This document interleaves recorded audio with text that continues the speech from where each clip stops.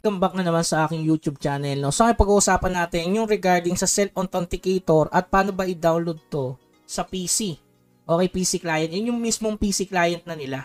So, paano yung madadirect kayo doon sa link. So, pag-usapan natin dito yan. So, since naranasan ko na itong Google OTP Authentication. So, ang madali lang naman gawin yan guys eh. Kailangan mo lang i-download yung Google Authenticator. Yan, yun yung tsura sa Play Store.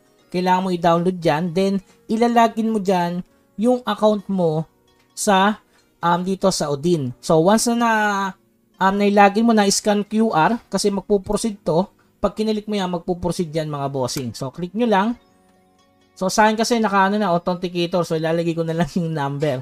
So, i-scan nyo lang yung QR doon. After nun, yun na yun. Magbibigay yan ng OTP doon sa Google Authenticator nyo na pwede nyo nang ilagay dito sa game para makapasok. So, halimbawa ako meron na. So, automatic nagkakaroon yan ng number yan. Nag-iba. Yun, protection, leap, successfully. So, pwede ka nang mag-logout sa game. Okay, so, ganun lang siya kadali guys. I-download nyo lang yung Google Authenticator sa Play Store na available.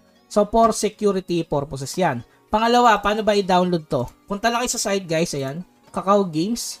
So, makikita nyo dito, PC client is now available. Click nyo tong learn more. Nakalagay kasi dito, refer to the download page by clicking the button learn more. So, pagka-click mo nyan, pupunta yan sa pinaka-link mismo ng downloadan.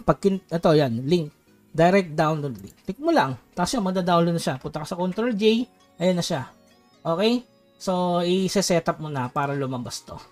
So, yun. Sana nakatulong guys. So, yun lamang guys. Keep grinding. Huwag kalimutan mag-subscribe sa ating channel para sa iba pang tips. Hanggang sa muli. Paalam.